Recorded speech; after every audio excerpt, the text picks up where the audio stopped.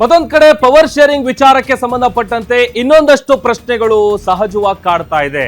3 ತಿಂಗಳ ನಂತರ ಸಿಎಂ ಪಟ್ಟ ಬಿಟ್ಕೊಡೋಕೆ ಸಿದ್ದರಾಮಯ್ಯ ಅವರೇನಾದ್ರೂ ಒಪ್ಪಿದಾರಾ? ಪ್ರತಿ ಬಾರಿ ಹುದ್ದೆ ಸಿಕ್ಕಾಗಲೂ ಕೂಡ 3 ತಿಂಗಳು ವೇಟ್ ಮಾಡಿದ್ದಾರೆ ಡಿ.ಕೆ. ಶಿವಕುಮಾರ್ ಅವರು. 2013ರಲ್ಲೂ ಕೂಡ 3 ತಿಂಗಳು ಕಾದು ಮಂತ್ರಿಯಾಗಿದ್ರು ಡಿಸಿಎಂ ಡಿ.ಕೆ. ಶಿವಕುಮಾರ್. ಅದೇ ರೀತಿ 3 ತಿಂಗಳ ಬಳಿಕ ಸಿಎಂ ಆಗೇ ಬಿಡ್ತಾರಾ ಡಿ.ಕೆ. ಶಿವಕುಮಾರ್ ಅನ್ನುವಂತಹ ಪ್ರಶ್ನೆ ಕಾಡ್ತಾ ಇದೆ. 3 ತಿಂಗಳಲ್ಲಿ ಡಿ.ಕೆ. ಶಿವಕುಮಾರ್ಗೆ ಮುಖ್ಯಮಂತ್ರಿ ಪಟ್ಟ ಸಿಗತ್ತಾ? ಆ ತರದ್ ಏನಾದ್ರೂ ಒಂದು ಸಂದೇಶ ಬಂದಿದೆಯಾ? ಈ ಎಲ್ಲ ಪ್ರಶ್ನೆಗಳು ಕೂಡ ಸದ್ಯ ಈಗ ಕಾಡ್ತಾ ಇದೆ.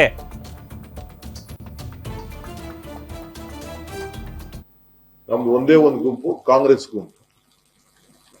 ಚೀಫ್ ಮಿನಿಸ್ಟರ್ ನಾನು ಅವತ್ತು ಕಾಲದಲ್ಲಿ ಸಿದ್ದರಾಮಯ್ಯನವರು 3 ತಿಂಗಳು, ನನ್ನ 4 ತಿಂಗಳು, ಹೈಕಮಾಂಡ್ ಆದೇಶದ ಮೇರೆಗೆ ಸ್ವಲ್ಪ ದಿನ ವೇಟ್ ಮಾಡಿ ಡಿಕೆ ಅಂತ ಹೇಳಿದಾಗ ಕೂಡ ಒಂದು ಶಬ್ದ ಅವತ್ತು ಕೂಡ ನಾನು ಮಾತಾಡಿಲ್ಲ.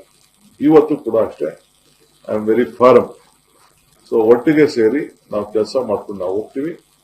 ಪಕ್ಷದ ವರಿಷ್ಠರು, ಹೈಕಮಾಂಡ್ ಏನ್ ಹೇಳ್ತದೆ ಆ ರೀತಿ ನಾವಿಬ್ರು ಸೇರಿ ಕೆಲಸ ಮಾಡ್ಕೊಂಡು ಹೋಗ್ತೀವಿ.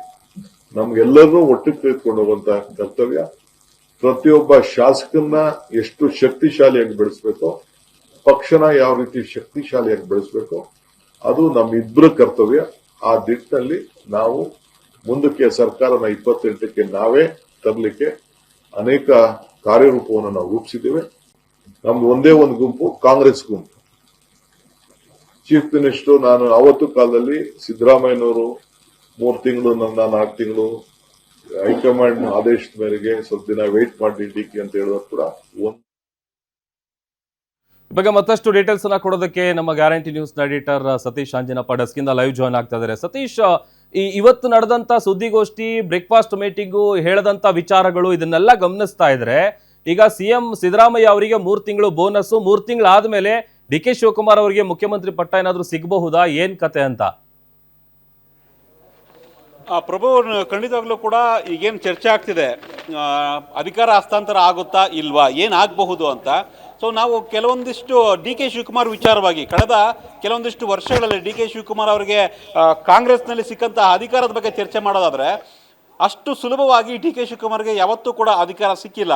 ಅದು ಎಸ್.ಎಂ. ಕೃಷ್ಣ ಸಿಎಂ ಆಗಿದ್ದಾಗಲೂ ಅಷ್ಟೇ, 2013ರಲ್ಲಿ ಇದೇ ಸಿದ್ದರಾಮಯ್ಯ ಸಿಎಂ ಆಗಿದ್ದಾಗಲೂ ಅಷ್ಟೇ, ಡಿ.ಕೆ. ಶಿವಕುಮಾರ್ ಅವರಿಗೆ ಯಾವುದೂ ಕೂಡ ಒಂದು ರೀತಿ ರೆಡ್ ಕಾರ್ಪೆಟ್ ಥರ ಸಿಕ್ಕಿಲ್ಲ. ಎಲ್ಲವೂ ಕೂಡ ಒಂದು ರೀತಿ ಮುಳ್ಳಿನ ಹಾದಿಯಾಗೇ ಇತ್ತು. ಸೊ ಅದಕ್ಕೆ ಎಕ್ಸಾಂಪಲ್ ಆಗಿ ಸ್ವತಃ ಡಿ.ಕೆ. ಶಿವಕುಮಾರ್ ಅವರು 2013ರ ಒಂದು ಎಕ್ಸಾಂಪಲನ್ನು ಇವತ್ತು ಪ್ರೆಸ್ ಮೀಟ್ನಲ್ಲಿ ಪ್ರಸ್ತಾವ ಮಾಡಿದ್ದು ನಿಜಕ್ಕೂ ಕೂಡ ಒಂದು ರೀತಿ ವಿಶೇಷ ಅನ್ನಿಸ್ತು. ಕ್ಯೂರಿಯಾಸಿಟಿ ಅಂದರೆ, ಈ ಹಿಂದೆ ಸಿದ್ದರಾಮಯ್ಯನವರು ಸಿಎಂ ಆಗಿದ್ದಾಗ ಆಗಲೂ ಕೂಡ ಸೋನಿಯಾ ಗಾಂಧಿ ಒಂದು 3-4 ತಿಂಗಳು ವೆಯ್ಟ್ ಮಾಡಿ ಅನ್ನೋ ರೀತಿಯಾಗಿ ಹೇಳಿದ್ರು. ಅಂದರೆ ನನ್ನನ್ನು ಯಾವತ್ತೂ ಕೂಡ ಸೋನಿಯಾ ಗಾಂಧಿ ಅಥವಾ ಹೈಕಮಾಂಡ್ ಬಿಟ್ಕೊಟ್ಟಿಲ್ಲ. ಲೇಟ್ ಆಗ್ಬೋದು, ಬಟ್ ನನಗೆ ಕೊಟ್ಟಂತಹ ಭರವಸೆ, ನನಗೆ ಕೊಟ್ಟಂತಹ ಮಾತನ್ನು ಹೈಕಮಾಂಡ್ ಉಳಿಸ್ಕೊಂಡಿದೆ. ಹಾಗನ್ಬಿಟ್ಟು ನಾನು ಲೇಟ್ ಆಯಿತು ಅಂದ್ಬಿಟ್ಟು ಯಾವತ್ತೂ ಕೂಡ ರೆಬಲ್ ಆಗಿಲ್ಲ. ಪಕ್ಷಕ್ಕೆ ನಿಷ್ಠನಾಗಿದ್ದೇನೆ, ಪಕ್ಷ ಹೇಳಿದ್ದನ್ನು ಕೇಳಿದ್ದೇನೆ, ಹೈಕಮಾಂಡ್ ಹೇಳಿದ್ದನ್ನು ಪಾಲನೆ ಮಾಡಿದ್ದೇನೆ, ಹೈಕಮಾಂಡ್ಗೆ ಪಕ್ಷಕ್ಕೆ ನಿಷ್ಠನಾಗಿ ನಾನು ಕೆಲಸ ಮಾಡಿದ್ದೇನೆ ಅನ್ನೋ ಸ್ಪಷ್ಟ ಸಂದೇಶವನ್ನು ಡಿ.ಕೆ. ಶಿವಕುಮಾರ್ ಕೊಟ್ಟಿದ್ದಾರೆ. ಮತ್ತು ಇವತ್ತಿನ ಒಂದು ಸುದ್ದಿಗೋಷ್ಠಿಯಲ್ಲಿ ಈ 3-4 ತಿಂಗಳ ಪ್ರಸ್ತಾಪವನ್ನು ಮಾಡಿರೋದು ತುಂಬ ಕುತೂಹಲಕ್ಕೆ ಕಾರಣ ಆಗ್ತಾ ಇದೆ ಪ್ರಭು. ಯಾಕಂದರೆ ಈ ಹಿಂದೆ ಸಿದ್ದರಾಮಯ್ಯ ಸಿಎಂ ಆಗಿದ್ದಾಗ ಸಂಪುಟಕ್ಕೆ ಸೇರೋದು ತಡ ಆಗಿತ್ತು, ಆಮೇಲೆ ಸೇರಿಕೊಂಡೆ ಅನ್ನೋ ಒಂದು ಮಾತನ್ನು ಇವತ್ತು ಮತ್ತೆ ರಿಪೀಟ್ ಮಾಡಿದ್ದಾರೆ. ಅಂದರೆ ಇದು ನವೆಂಬರ್ ಮುಗೀತು, ಈಗ ನವೆಂಬರು, ನೆಕ್ಸ್ಟ್ ಡಿಸೆಂಬರು, ಜನವರಿ, ಫೆಬ್ರವರಿ 3 ತಿಂಗಳಾದಮೇಲೆ ಯುಗಾದಿ ಬರುತ್ತೆ ಮಾರ್ಚ್ಗೆ. ಅಂದರೆ ಈ ಒಂದು ಅಧಿವೇಶನ ಆಗಿರ್ಬೋದು, ನೆಕ್ಸ್ಟ್ ಬಜೆಟ್ ಅಧಿವೇಶನ ಫೆಬ್ರವರಿಯಲ್ಲಿ ಬಜೆಟ್ ಅಧಿವೇಶನ ಆಗುತ್ತೆ, ಅಲ್ಲಿಗೆ 3 ತಿಂಗಳು ಮುಗಿದೋಗುತ್ತೆ. 4ನೇ ತಿಂಗಳಿಗೆ ಯುಗಾದಿಗೆ ಈ ಒಂದು ಕುರ್ಚಿ ಸಮರಕ್ಕೆ ಬ್ರೇಕ್ ಬೀಳಬಹುದು, ಅಥವಾ ಯುಗಾದಿಗೆ ಒಂದು ರೀತಿ ಬೆಲ್ಲ ಸಿಗಬಹುದು ಅನ್ನೋ ನಿರೀಕ್ಷೆಯಲ್ಲಿ ಡಿ.ಕೆ. ಶಿವಕುಮಾರ್ ಅವರು ಇದ್ದಾರೆ. ಅಂದರೆ ಯುಗಾದಿಗೆ ಅಧಿಕಾರ ಹಸ್ತಾಂತರ ಆಗಬಹುದಾ, ಡಿ.ಕೆ. ಶಿವಕುಮಾರ್ ಯುಗಾದಿಗೆ ಮುಖ್ಯಮಂತ್ರಿಯಾಗಿ ಬರಬಹುದಾ ಅನ್ನೋ ಒಂದು ಸ್ಪೆಕ್ಯುಲೇಷನ್ ಇದು. ಅಂದರೆ ಒಂದು ಕುತೂಹಲಕ್ಕೆ ಕಾರಣ ಆಗಿರ್ತಕ್ಕಂಥ ಹೇಳಿಕೆ ಡಿ.ಕೆ. ಶಿವಕುಮಾರ್ ಅವರ ಈ ಒಂದು ಹೇಳಿಕೆ. 3-4 ತಿಂಗಳು ಕಾದು ನೋಡೋಣ ಅನ್ನೋ ಒಂದು ಹೇಳಿಕೆಯನ್ನು ಪರೋಕ್ಷವಾಗಿ ಈ ಹಿಂದೆ ನಾನು 3-4 ತಿಂಗಳು ವೆಯ್ಟ್ ಮಾಡಿದ್ದೆ ಅನ್ನೋ ರೀತಿಯಾಗಿ ಹೇಳಿದ್ದಾರಾ ಅನ್ನೋ ಒಂದು ಚರ್ಚೆ ಆಗ್ತಾ ಇದೆ. ಅಂದರೆ ಇನ್ನು 3-4 ತಿಂಗಳಾದಮೇಲೆ, ಅಂದರೆ ಯುಗಾದಿ ಹಬ್ಬದ ಬಳಿಕ ಡಿ.ಕೆ. ಶಿವಕುಮಾರ್ ಸಿಎಂ ಆಗಬಹುದು, ಮುಖ್ಯಮಂತ್ರಿ ಆಗಬಹುದಾ ಅನ್ನೋ ರೀತಿಯಾಗಿ ಚರ್ಚೆ ಆಯ್ತಾ? ಡಿ.ಕೆ. ಶಿವಕುಮಾರ್ ಅವರಿಗೆ ಸ್ವತಃ ಸಿಎಂ ಸಿದ್ದರಾಮಯ್ಯ ಮನವೊಲಿಕೆ ಮಾಡಿದ್ರ ಇನ್ನು ಸ್ವಲ್ಪ ವೆಯ್ಟ್ ಮಾಡೋಣ ಬಜೆಟ್ವರೆಗೂ ಅಂತ, ಅಥವಾ ಹೈಕಮಾಂಡ್ ನಾವು ಹಿಂದೆ ನೋಡಿದ್ದೀವಿ ಸೋನಿಯಾ ಗಾಂಧಿ ಅವರು ಒಂದು ರೀತಿ ಸೋನಿಯಾ ಗಾಂಧಿಗೆ blue eye boy D K Shivakumar. ನಾವು ಕೆಲವೊಂದಿಷ್ಟು ಹಿಸ್ಟ್ರಿಯನ್ನು ನೋಡೋದಾದ್ರೆ 2004ರಲ್ಲೂ ಕೂಡ ಆಗೇನು ಸಮ್ಮಿಶ್ರ ಸರ್ಕಾರ ಇತ್ತು, JDS ಮತ್ತು ಕಾಂಗ್ರೆಸ್ ಸರ್ಕಾರ ಏನಿತ್ತು, ಆಗಲೂ ಕೂಡ ಡಿ ಕೆ ಶಿವಕುಮಾರ್ ಸಂಪುಟಕ್ಕೆ ಸೇರ್ಪಡೆ ಆಗಿರಲಿಲ್ಲ. ಆಗ ಡಿ ಕೆ ಶಿವಕುಮಾರ್ ಅವರಿಗೆ ಹೆಚ್ಚುವರಿ ಒಂದು ಹೊಣೆಗಾರಿಕೆಯನ್ನು ಪಕ್ಷದಲ್ಲಿ ಸೃಷ್ಟಿ ಮಾಡಿ ಕಾರ್ಯಾಧ್ಯಕ್ಷ ಹುದ್ದೆಯನ್ನು ಕೂಡ ಸೃಷ್ಟಿ ಮಾಡಿದಂಥ ಉದಾಹರಣೆ ನಾವು ಗಮನಿಸ್ಬೋದು ಪ್ರಭು. ಅಂದರೆ 2004ರಲ್ಲೇ ಸೋನಿಯಾ ಗಾಂಧಿಯವರು ಡಿ ಕೆ ಶಿವಕುಮಾರ್ಗಾಗಿ ಕಾರ್ಯಾಧ್ಯಕ್ಷ ಹುದ್ದೆಯನ್ನು ಸೃಷ್ಟಿ ಮಾಡ್ತಾರೆ, ಆಗ ಕಾರ್ಯಾಧ್ಯಕ್ಷರಾಗ್ತಾರೆ. ಅದಾದ ನಂತರ 2013ರಲ್ಲಿ ಸಿದ್ದು ಸಂಪುಟವನ್ನು ತಡವಾಗಿ ಜಾಯಿನ್ ಆಗ್ತಾರೆ, ಕೆಲವೊಂದಿಷ್ಟು ಆರೋಪಗಳಿತ್ತು ಅನ್ನೋ ಕಾರಣಕ್ಕಾಗಿ. ಬಟ್ ಪವರ್ಫುಲ್ ಆಗಿ ಎಂಟ್ರಿ ಕೊಡ್ತಾರೆ ಡಿ ಕೆ ಶಿವಕುಮಾರ್ 2014ರಲ್ಲಿ ಮಿನಿಸ್ಟರ್ ಆಗಿ. ಅದಾದ ನಂತರ ಕೆಲವೊಂದಿಷ್ಟು ಹೊಣೆಗಾರಿಕೆ 2002ರಲ್ಲೂ ಅಷ್ಟೇ SM ಕೃಷ್ಣ CM ಆಗಿದ್ದಾಗ ಮಹಾರಾಷ್ಟ್ರ ಸರ್ಕಾರದಲ್ಲಿ ವಿಲಾಸರಾವ್ ದೇಶಮುಖ್ ಸರ್ಕಾರ ಒಂದು ರೀತಿ ಬಿದ್ದೋಗುತ್ತೆ ಅನ್ನೋ ರೀತಿಯಾಗಿರುತ್ತೆ. ಆವಾಗ ಸರ್ಕಾರನ ಸೇವ್ ಮಾಡಿದ್ದು ಇದೇ ಡಿ ಕೆ ಶಿವಕುಮಾರ್. ಅದು ಸೇವ್ ಆದ ನಂತರ ಅವರು ಸಚಿವರಾಗ್ತಾರೆ SM ಕೃಷ್ಣ ಸರ್ಕಾರದಲ್ಲಿ. ಸೊ ಈ ರೀತಿಯ ಇತಿಹಾಸ ನೋಡಿದಾಗ ನಾವು ಡಿ ಕೆ ಶಿವಕುಮಾರ್ಗೆ ತಾವು ಅಂದುಕೊಂಡಂತೆ ಯಾವುದೂ ಕೂಡ ಬಹು ಬೇಗ ಈಸಿಯಾಗಿ ಸಿಕ್ಕಿಲ್ಲ, ಎಲ್ಲದಕ್ಕೂ ಕೂಡ ಹೋರಾಟವನ್ನು ಮಾಡಿದ್ದಾರೆ. ಈಗಲೂ ಕೂಡ CM ಪಟ್ಟಕ್ಕಾಗಿ CM ಪದವಿಗಾಗಿ ಹೋರಾಟವನ್ನು ಮಾಡಿದ್ದಾರೆ. 2 ವರ್ಷ ಮುಗಿದೋಗಿದೆ, ಇನ್ನು 3-4 ತಿಂಗಳಲ್ಲಿ ಸಿಗಬಹುದು CM ಪಟ್ಟ ಅನ್ನೋ ಒಂದು ಆಶಾಭಾವನೆಯಿಂದ ಈ ಹಿಂದಿನ ಒಂದು ಘಟನೆಯನ್ನು ಮೆಲುಕಿ ಹಾಕಿ ಇವತ್ತು ಮತ್ತೆ ಒಂದು ರೀತಿ ನೆನಪು ಮಾಡುವಂಥ ಪ್ರಯತ್ನವನ್ನು ಡಿ ಕೆ ಶಿವಕುಮಾರ್ ಮಾಡಿದ್ದಾರೆ ಅನ್ನೋ ಒಂದು ಚರ್ಚೆ ಆಗ್ತಾ ಇದೆ. ಬಹುಶಃ 3-4 ತಿಂಗಳು ಅಂದರೆ ಯುಗಾದಿಗೆ ಡಿ ಕೆ ಶಿವಕುಮಾರ್ ಮುಖ್ಯಮಂತ್ರಿ ಆಗಬಹುದು ಅನ್ನೋ ಒಂದು ಲೆಕ್ಕಾಚಾರ ಇದೆ. ನಾಳೆ ದೆಹಲಿಯಲ್ಲಿ ಉನ್ನತ ಮಟ್ಟದ ಸಭೆ ಇದೆ. ಸೋನಿಯಾ ಗಾಂಧಿ, ರಾಹುಲ್ ಗಾಂಧಿ ಮತ್ತು ಪ್ರಿಯಾಂಕಾ ಗಾಂಧಿ ಜೊತೆಗೆ ಸುರ್ಜೇವಾಲಾ, ವೇಣುಗೋಪಾಲ್, ಮಲ್ಲಿಕಾರ್ಜುನ್ ಖರ್ಗೆ, ಈ 6 ಜನರ ಸಮ್ಮುಖದಲ್ಲಿ ಡಿ ಕೆ ಶಿವಕುಮಾರ್ ಮತ್ತು ಸಿದ್ದರಾಮಯ್ಯ ಭಾಗಿಯಾಗಬಹುದು. ಬಟ್ ಕ್ಲಾರಿಟಿ ಇಲ್ಲಿನ. ಬಟ್ ಡಿ ಕೆ ಶಿವಕುಮಾರ್ ದೆಹಲಿಗೆ ಹೋಗ್ತಾ ಇದ್ದಾರೆ. ಸೊ ಏನು ನಿರ್ಧಾರ ಆಗುತ್ತೆ ನಾಳೆ ಅಂತಿಮ ಆಗಬಹುದು ಪ್ರಭು. ಇಲ್ಲ ಭಿನ್ನಾಭಿಪ್ರಾಯ ಇಲ್ಲ ಅಂತ ಈ ಇಬ್ರು ನಾಯಕರು ಹೇಳ್ತಾ ಇದ್ದಾರೆ. ಬಟ್ ಆದ್ರೆ ಪ್ರಸಕ್ತ ಬೆಳವಣಿಗೆಗಳು ನೋಡ್ತಾ ಇದ್ರೆ ಜಸ್ಟಿಸ್ ಫಾರ್ CM ಸಿದ್ದರಾಮಯ್ಯ ಅನ್ನುವಂಥದ್ದು ಪೂಜೆಗಳು ನಡೀತಾ ಇದೆ. ಇತ್ತ ಡಿ ಕೆ ಶಿವಕುಮಾರ್ ಅವರು CM ಆಗಬೇಕು ಅಂತೇಳಿ ಕಾರ್ಯಕರ್ತರು, ನಾಯಕರು ಎಲ್ಲರೂ ಕೂಡ ಹರಕೆಗಳನ್ನ ಹೊತ್ಕೊಳ್ತಾ ಇದ್ದಾರೆ. ನಾಳೆಯಿಂದ ಗೊಂದಲ ಇರೋದಿಲ್ಲ ಅಂತ CM ಹೇಳಿದ್ದಾರೆ. ಬಟ್ ವಾಸ್ತವದಲ್ಲಿ ಇದು ಎಷ್ಟರ ಮಟ್ಟಿಗೆ ಸತ್ಯ ಅಂತ ಪ್ರಭು ಈಗಷ್ಟೇ ಸ್ಪಷ್ಟವಾಗಿ ಹೇಳಿದ್ದಾರೆ CM ಸಿದ್ದರಾಮಯ್ಯ ಹಾಗೂ DCM D K Shivakumar.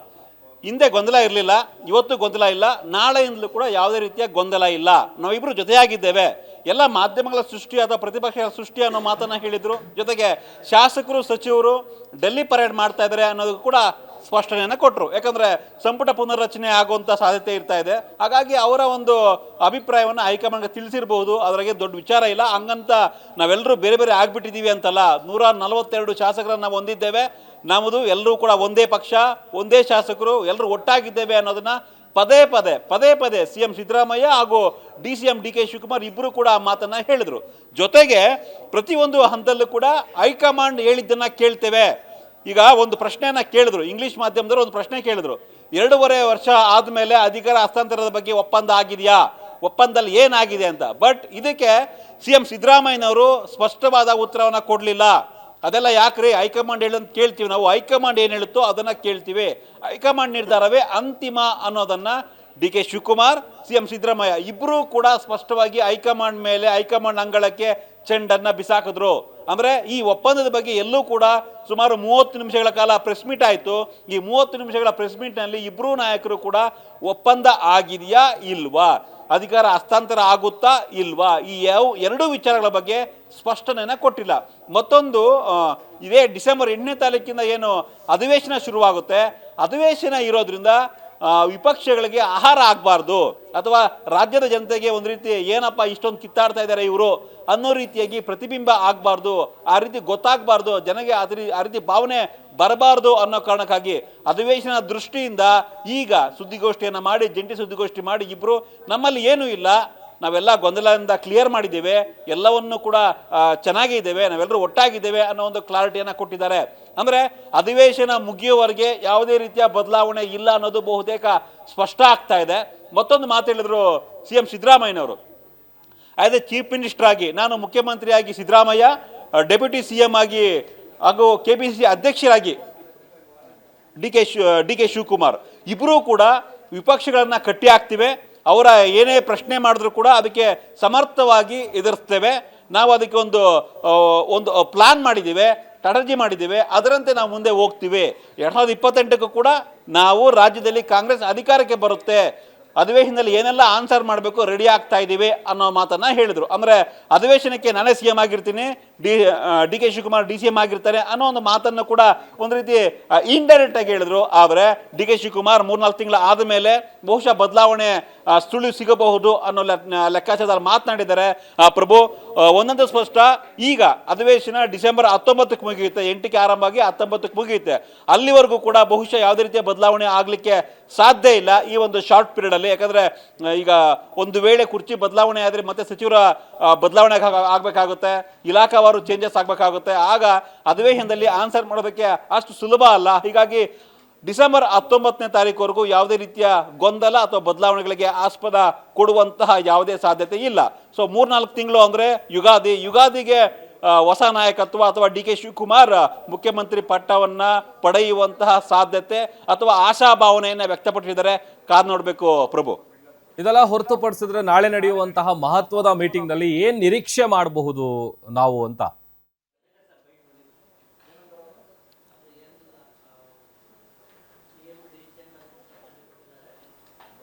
Satish, ಈಗ ಇದೆಲ್ಲ ಹೊರತುಪಡಿಸಿದ್ರೆ ನಾಳೆ ನಡೆಯುವಂತಹ ಮಹತ್ವದ ಮೀಟಿಂಗ್ ಏನಿದೆ, ಆ ಮೀಟಿಂಗ್ ನಲ್ಲಿ ಏನ್ ನಿರೀಕ್ಷೆ ಮಾಡಬಹುದು ಅಂತ ನಾವು?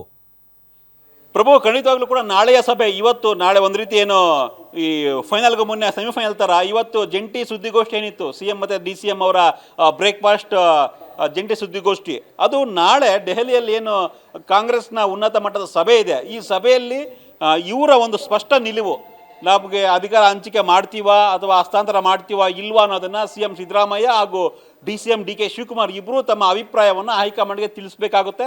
ಹೀಗಾಗಿನೇ ವೇಣುಗೋಪಾಲ್ ಅವರು ನಿನ್ನೆ ಕೂಡ ಕರೆ ಮಾಡಿ, ಬೆಳಗ್ಗೆನೂ ಕರೆ ಮಾಡಿ ಅವರಿಗೆ ಸ್ಪಷ್ಟವಾಗಿ ನಿಮ್ಮ ನಿಲುವನ್ನು ತಿಳಿಸಿ ಒಂದು ಅಭಿಪ್ರಾಯಕ್ಕೆ ಬನ್ನಿ, ನೀವಿಬ್ಬರು ಯಾವುದೇ ರೀತಿಯ ಗೊಂದಲ ಇಲ್ದಿರೆ ಜನರಿಗೆ ಒಂದು ಸಂದೇಶ ಕೊಡಬೇಕು, ಹೈಕಮಾಂಡ್ಗೂ ಕೂಡ ಆ ಒಂದು ಸಂದೇಶವನ್ನು ಕೊಡಬೇಕು ಅನ್ನೋ ನಿಟ್ಟಿನಲ್ಲಿ ವೇಣುಗೋಪಾಲ್ ಹೇಳಿದರು. ಹಾಗಾಗಿನೇ ಇವತ್ತು ಬ್ರೇಕ್ಫಾಸ್ಟ್ ಮೀಟಿಂಗ್ ಆಯಿತು.